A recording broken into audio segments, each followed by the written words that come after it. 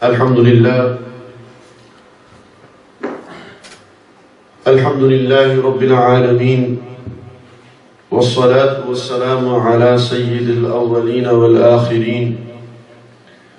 Sayyidina wa Nabiyyina wa Mawlana Muhammadin wa ala alihi wa ashabihi ajma'een.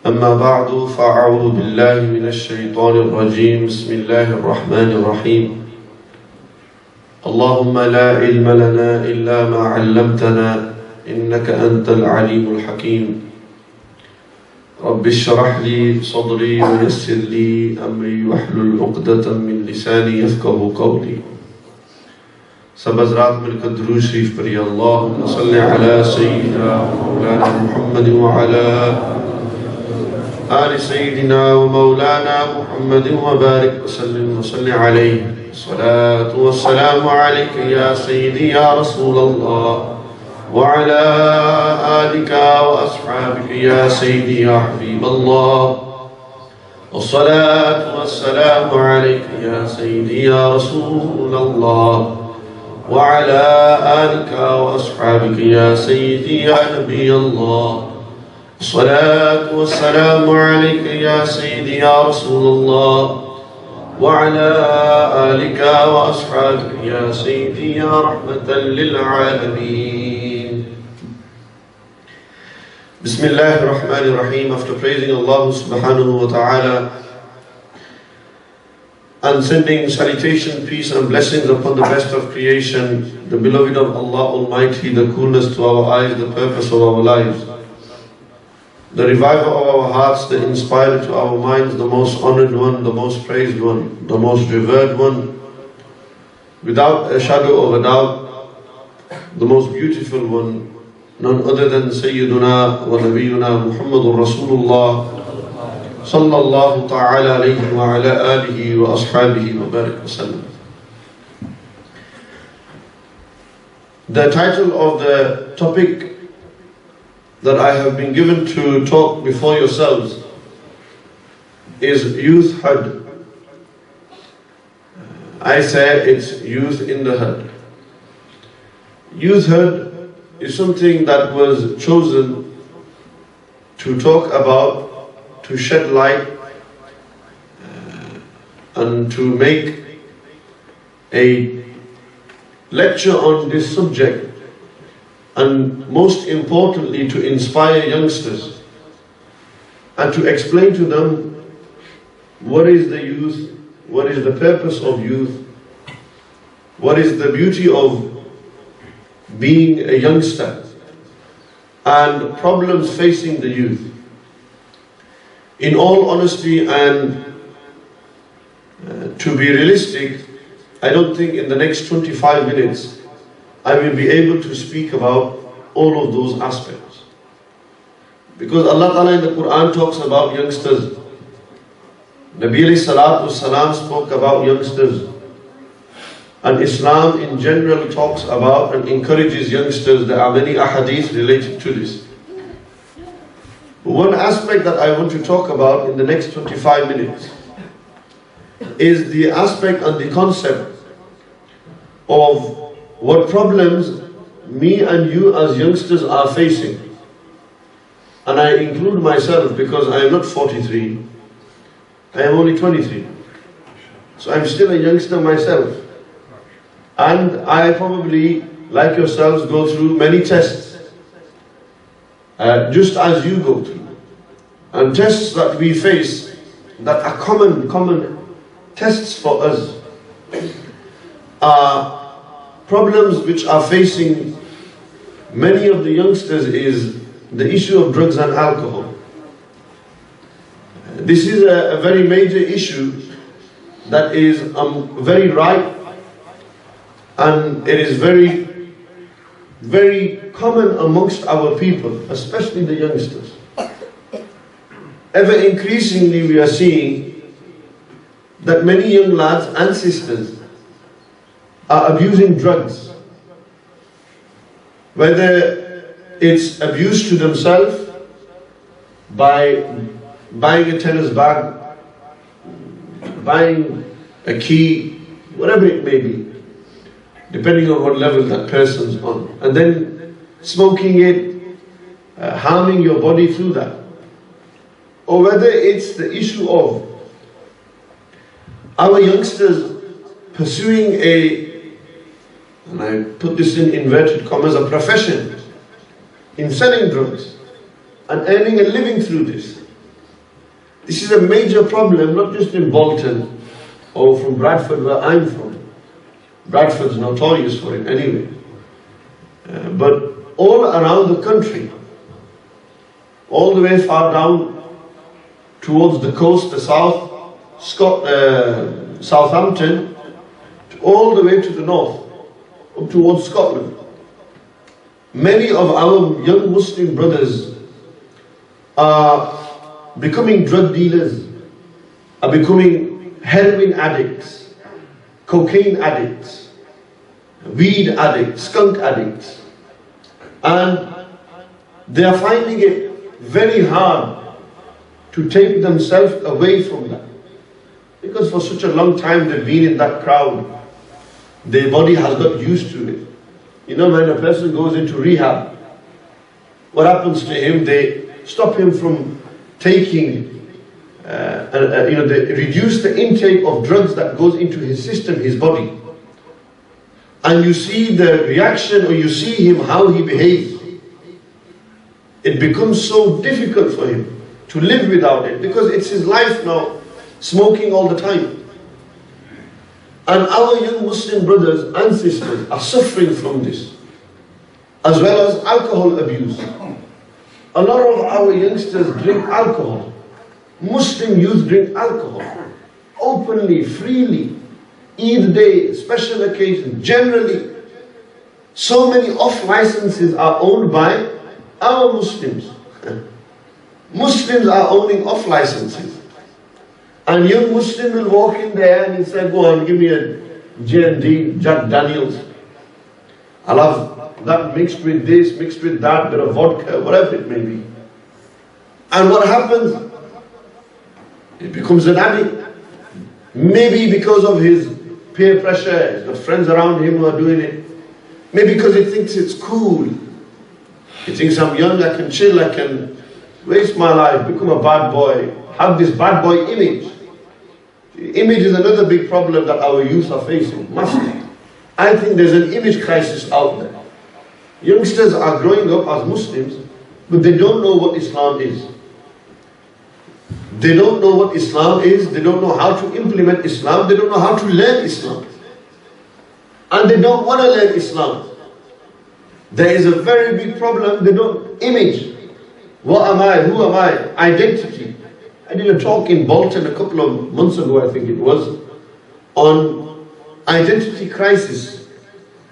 How the Muslim youth at this moment in time are in a gridlock of what is, they do not know what their own identity is. They don't know who they are. You ask him, what are you? He says, I'm a Muslim, that's it. I don't know what I am, I'm nothing. And this is a major problem. These are major issues. How do we tackle these issues? What is a solution to this? You know what I believe personally? I believe businessmen in every community should come together and they should invest in building a drugs rehab center that is run by Muslims. So young Muslim youth are comfortable and confident to go there and take rehab. They won't go to non-Muslims. They won't go to non-Muslim youth have an option. Tell me, in the UK, how many drug rehab centers do you know that are owned and run by Muslims? It's unheard of. We are very, very occupied in building masjids. We need to build a mosque. How many mosques are there in this country? Big mosques. At the time, 2, 3 people, 10 people, 20 people. Such a big masjid, so much space. What's happening in that space? Nothing, no utilizing. How often in this masjid do you have this many youth? And then go to other masjids. I've traveled to a lot of masjids. I've been to a lot of masjids in a very short space of time. In the last 2, 3 years, I have been to many masjids in Bolton, Sunni Masajid. And in this country, I've been to many masajid. And I always mention this point. That such a big masjid, with nobody inside it. Who did this masjid be built for? What? Eid namaz? Eid is only 2 times in a year. Jum'ah is only once a week. What happens for the rest of the days? What are you doing? Well, how are you using that? What's the education system saying? So building masajids, we have many masjids in this country, many. In every major town and city where there are Muslims, there are big mosques. Not 1, not 2, there's about 5, all competing with each other. Every community has its own. If you're Bangladeshi, you've got your own mosque. If you're Gujarati, you've got your own. If you're Pakistani, you've got your own. Oh, ittihad. Everyone wants to do their own thing. There's masajid. The point I'm making, there are mosques. There are masajids around the country. My next question is to people who run the masajid, how are you going to fill them up? Because these elders aren't getting any younger. You don't get younger as you grow older, you get older as you get older. These elders are getting old, they're going to pass by. And all the time new people will come and replace them. My question is, are today's youngsters ready to replace today's elders? Are they ready to come and take the place? No. I'm seeing ever increasingly, only a few masajid in this country are actually getting youngsters involved and actively doing something for the youth. Many of them are happy, just satisfied doing a collection on Friday and building the bank balance, but nothing for the youth. And the bank balances that our masajid have, oh my man. Well, if I was to show you, you'd be shocked, man. Serious money they have. If a person who has a vision was given that money, you know what I'd say with every masjid? You build a madrasa. State-of-the-art madrasa. Because you have the money to build that. And next to that, drugs rehab center. Even buy a 5-a-side football pitch. So youngsters can come and play football, go and learn the deen, go and read the namaz, then go home. All 3 things, they like playing football, chilling out with their friends. Somewhere they can go. Right now, the youngsters on the street, where do they have to go? They don't want to go to the masjid. That's the last place they want to go. No, I don't want to go. Brother, when I go there, they look at me, they frown upon me. I've come in with my hairstyle, I've come in, no beard, they look at me, I've got no hat on, they say, oh, why haven't you got a hat on? You can't come to the mosque. This is a problem, major issue. They don't want to come to the masjid. Why? Why don't youngsters want to come to the masjid? Why are our mosques empty? Why are we not opening and realizing our eyes? These are social problems in our communities. And a religious problem that is, I see for the future. If we do not allow our youngsters to come into the masjid and we cater for them, we have activities prepared for them, then they will leave the Ahlul Sunnati wal Jama'ah's way. They will leave our Aqidah and our Creed. They will leave our Maslak and our Manhaj.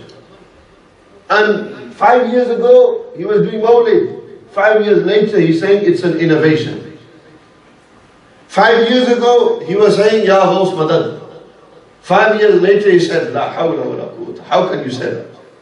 How can you say this? It's shirk.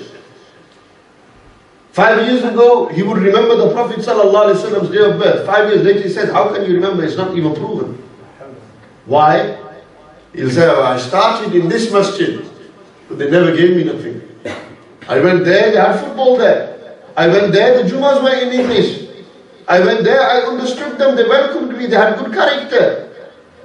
Really? And I went with them. They won me over. I come here, elders are always shouting at us. There are always politics in the masjid. These are problems, man.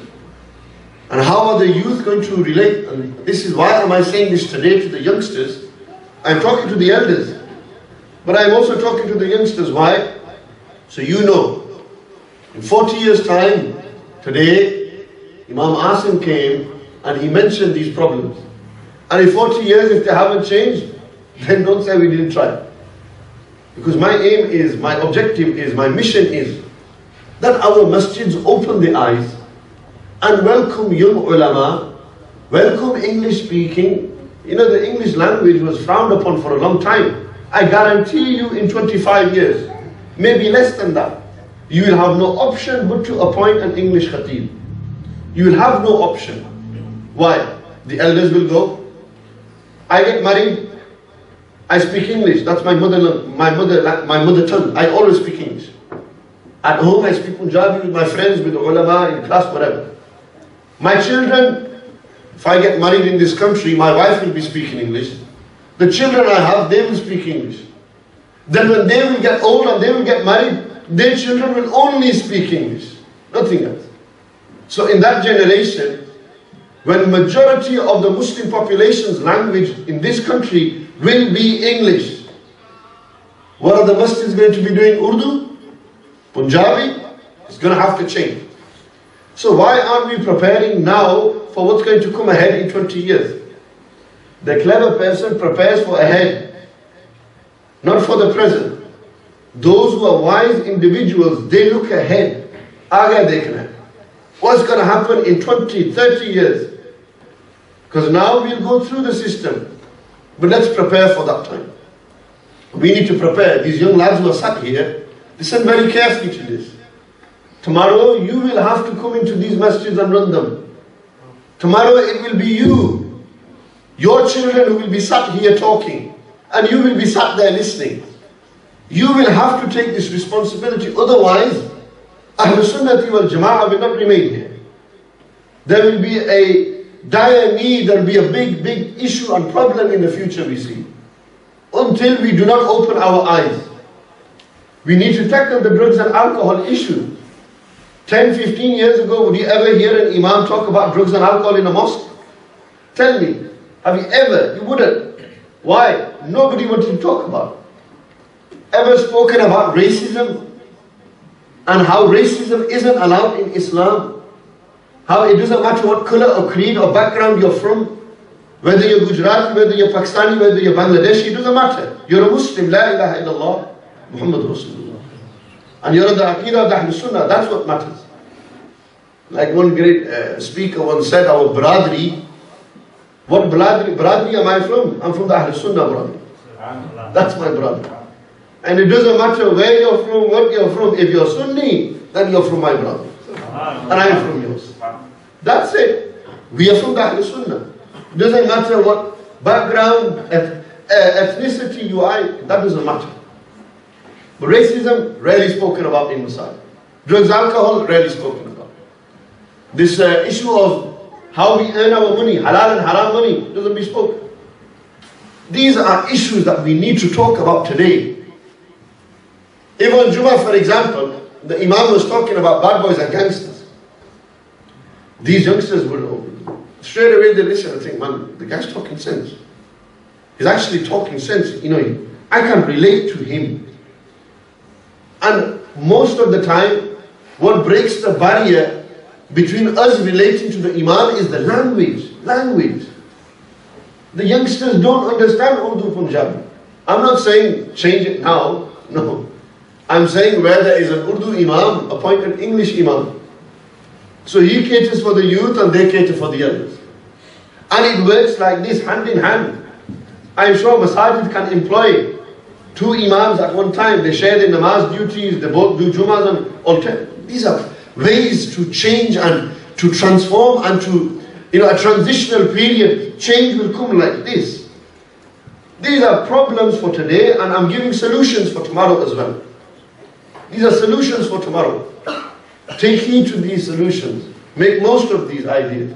And there's many more. Getting youngsters involved. Why can't you have overnight itikaf in the masjid? Where you invite 3-4 speakers and all these youngsters come in, 100, 200 in the masjid.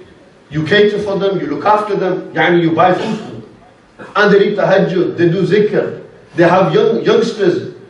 They have youngsters who are running the system in the sense of managing everything, administrating everything. They come in and when they say to them, their mother, for the weekend, I'm not going to go to a no nightclub, nothing. For the weekend, I'm going into the house of Allah. For the weekend, I'm going to go stay in the house of Allah. I'm going to do zikr there, I'm going to learn the deen. One weekend, after that, I'll come back. Once a month, that should happen. But who's going to do that? Who's going to take responsibility to do that? I'm sure if I was to say, in December one weekend, I'll come. I'll stay 2 nights with you. I'm sure a lot of these youngsters would turn. They'll say, yeah, no problem, we'll stay with Imam Sahib. We'll ask him questions, we'll learn the deen from him. He teaches how to read namaz, we'll do all these things. It's true. If I was to do that, put your hands up, how many would come? The elders would come. You'd come, you'd say, yeah, no problem, Imam Sahib's relaxed. He's not hardcore, he's not extreme, he's not too soft, he's very chilled out the beard. So we'll come, we'll learn from him. And where are you? In the house of Allah. Nawaitu sunnat al-i'tiqaf, I make intention to make sunnat al-i'tiqaf, and you sit in the masjid. You sitting in the masjid, Allah will give you good deeds. You talking in the masjid, Allah will give you good. Even eating in the masjid is sawab. Allah Ta'ala will give you ajr for this. This is why we need to look at ways how we can actively involve the youngsters in our masajid and to combat these problems of drugs and alcohol and racism. Domestic violence. Domestic violence is a major issue. Husbands beating their wives up. Wives beating their husbands up. Major problem. Happens even now. Do not think it's been eradicated, but nobody wants to talk about it. Nobody wants to help those women. Give them opportunity. Remember in Masjid al-Nabawi, the Prophet ﷺ in their masjid, everything happened in the house of Allah. Hazrat, when it came to the time of war, there was one pillar, one ustuwana, where Nabi alayhi salam would sit and they would say, this is the delegation, they will go on so and so place. In the masjid, Nabi alayhi salam used to do that. Sahaba used to wrestle where? In the masjid. These are all sunnahs in front of Nabi alayhi salam. They used to grapple with one another. So they could train for jihad. They could train for being ready to go and fight in the way of Allah subhanahu wa ta'ala. In the masjid they had boarding students, Ashab al-Sufa. 300 used to be there in the masjid, they lived in the masjid. They lived in the masjid, they ate in the masjid, right next to Masjid al-Nabawi. Yani my point is, the masjid wasn't just for the reading 5 times namaz and lock the doors. Masjid was more in the time of Rasulullah. We've limited the activities that a masjid can do for our community. We've said masjid is just to read namaz, that's it. Hazrat, masjid is a place where you come and you talk about the deen in here. You educate people in here. You plan for the future. You strengthen the Muslims in this country for the future. This country has allowed us to build masjids here. In Russia, communist Russia, they weren't allowed masjids. The azan wasn't allowed to be done.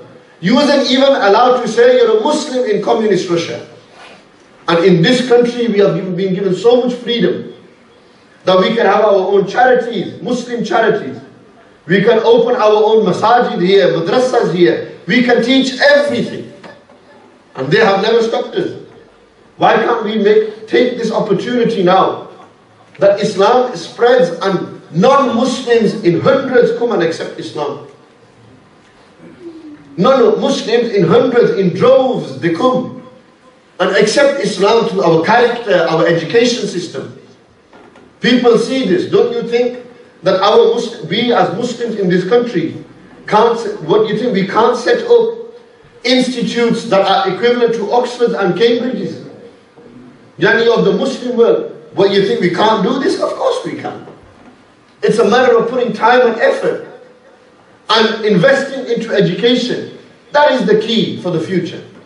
For Muslims in this country, the future of Islam is in education. Educate yourselves in dunya and in deen. Dunya and deen. Nobody says don't be a lawyer. Nobody says don't be a solicitor. Nobody says don't be a doctor. Nobody says don't be a teacher. Nobody says don't be this. Become a doctor, become a lawyer. But along with becoming that, become a hafiz of the Quran. Become an alim of the deen. Become a mufassir of the Quran. So people say, mashallah, he's a doctor by profession. But he is spreading the deen of Islam as well.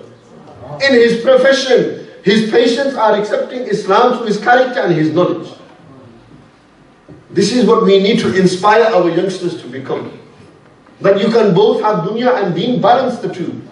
Nobody is saying just become a Sufi all the way and leave the deen, dunya.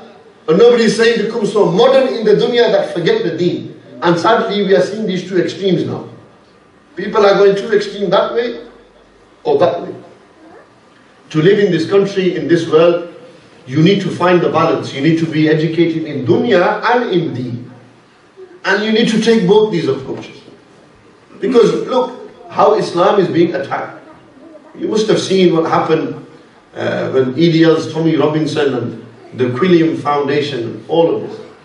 And certain opinions that were mentioned, certain things that were said there, dangerous things for the future. Or you can't apply the rulings of Islam and the Quran that was 1400 years ago, you can't put them in today. They are backdated, we need to update the system. Effectively that was what was being said. We need to update this system. The Quran needs to be updated. Hazrat, the Quran is till Qiyamah. The Quran is applicable till Qiyamah for all times, all matters. You just need the mind to be able to understand the Quran, to apply it. Not these people who don't understand and say, oh, it's not, you can't. Just because you don't understand it and can't apply it, doesn't mean the greatest alim of our time can't do that. Of course he can do that. Allah Ta'ala's Habib alayhi salatu wasalam said every 100 years, beginning of every century, at the end of every century, Allah Almighty will send a mujaddid, a person who will revive the deen, and he will revive this religion, and he will take out new things from the Quran. Things that weren't mentioned 1400 years, today he will. And today is the time for, we live in the generation, the era of science.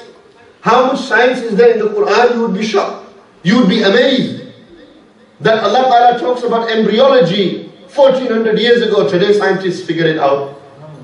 Allah Ta'ala was talking about biology in the Quran. Today they figured it out. Allah Ta'ala is talking about the stars, the moon, astrology. Today the Quran is talking about. Today the scientists have figured it out. 1400 years ago Allah Ta'ala, but it took time. See, the ulama of today are discovering these things, and the scientists are discovering these things, and ulama are saying, I mean, not today, you learned it. 1400 years ago, our Nabi alayhi salam told us everything. Today you're talking about airplanes and how airplanes have come. Nabi alayhi salatu salam foreseen and prophesied this in the hadith. I can give you dalail and proof that. Yani we need to learn and educate ourselves. Let's get out of this, the chains of jahiliyyah that are surrounding us. The chains of ignorance that are tied around our hearts and our minds. We need to free ourselves from these chains. And we need to start to think with knowledge, with ilm from the Quran and the Sunnah, and applying this. The point I was going to make is, when you have these foundations talking about the deen, and they are representing Islam on major media channels, where are the Ahlul Sunnah ulama? Where are we as Ahlul Sunnah representing our maslak on them? How are we truly going to represent? We need youngsters to get into journalism and become great journalists. And they have knowledge of the deen, so that it paves the way for our ulama who can speak, who are high level, educated, at a very, very high standard, that they can go on there and speak as well. I make dua to Allah Ta'ala that Allah Subhanahu wa Ta'ala grants us tawfiq to understand what I've said. And that Allah Ta'ala makes wasa'il and ways by which we can implement a few of these. These are just my ideas. This doesn't mean this is what's going to happen. These are just my ideas and things I see in the future. I make dua that Allah Ta'ala gives us tawfiq to open Muslim drug rehab centers, and to open madrasas with high standard of education. Great education standard that youngsters in droves will come and say, I want to learn here, I want to study here. The standard is great here. The level of teaching is fantastic here. Such that if Ofsted was to come, they'd approve it without fail. They'd say, magnificent. This is great. The standard that they're teaching, the quality of what is being taught here, it is untouched. I make dua that Allah gives us tawfiq to spread Islam truly in this country. And that people accept Islam and become Muslim. وأقول قولي هذا أستغفر الله لي ولكم وآخر دعوانا الحمد لله.